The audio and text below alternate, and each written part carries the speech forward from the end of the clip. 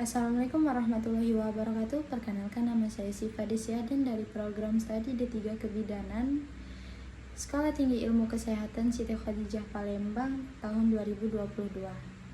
Halo guys, welcome to my YouTube channel. Baiklah, saya ingin membahas tentang perkembangan bahasa Indonesia pada saat ini.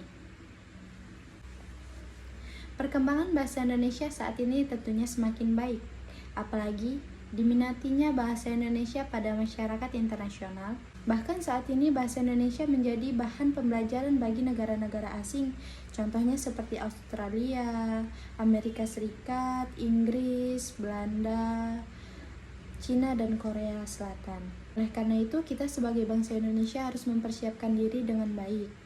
Hal yang harus diperhatikan adalah jati diri bangsa yang diperlihatkan melalui jati diri bahasa. Bahasa Indonesia pun memiliki ciri-ciri dan kaidah-kaidah tertentu yang membedakannya dengan bahasa-bahasa negara lain. Oleh karena itu, ciri-ciri umum dan kaidah-kaidah pokok tersebutlah yang merupakan jati diri bahasa Indonesia. Tapi sayangnya, saat ini masyarakat Indonesia mulai mencampur bahasa Indonesia dengan bahasa asing dalam pemakaian bahasa sehari-hari. Dalam konteks pembicaraan non-formal atau yang sering disebut dengan bahasa gaul, sebenarnya hal ini bukan merupakan suatu masalah yang signifikan. Namun yang disayangkan, bahasa gaul sering terjadi pada forum ilmiah, media massa, kuliah, seminar, dan forum formal lainnya. Hal ini yang membuat masyarakat Indonesia seakan-akan tidak bangga dengan bahasa dan budaya bangsanya sendiri. Banyak masyarakat Indonesia yang dengan bangga menunjukkan kemahirannya dalam berbahasa Inggris, namun ia tidak menguasai bahasa Indonesia dengan baik dan benar.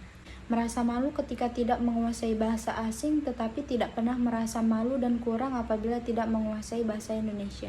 Merasa dirinya lebih pintar daripada orang lain karena telah pandai menggunakan bahasa asing dengan fasih, namun bahasa Indonesianya pun belum sempurna. Mungkin dengan adanya tuntutan hidup di era globalisme, maka masyarakat dituntut pula bergaul secara global. Namun pada akhirnya dengan pergaulannya, masyarakat Indonesia kehilangan identitas kebangsaannya, yaitu bahasa Indonesia. Hal tersebut semakin mendekatkan kita kepada detik-detik pudarnya bahasa kesatuan kita. Sebagai warga Indonesia yang baik, dengan sepantasnya lah bahasa Indonesia itu digunakan dengan baik dan dijaga. Tanggung jawab perkembangan bahasa Indonesia tersebut berada di tangan masyarakat Indonesia sendiri. Baik buruknya, maju mundurnya, teratur hancurnya bahasa Indonesia merupakan tanggung jawab bagi setiap orang yang mengaku sebagai warga negara Indonesia. Solusi yang dapat ditawarkan adalah dengan menggalakkan pemakaian bahasa Indonesia yang baik dan benar, minimal pada fasilitas publik yang sering dilihat oleh masyarakat luas, sehingga bahasa Indonesia dapat terlihat lebih populer di mata masyarakat itu sendiri.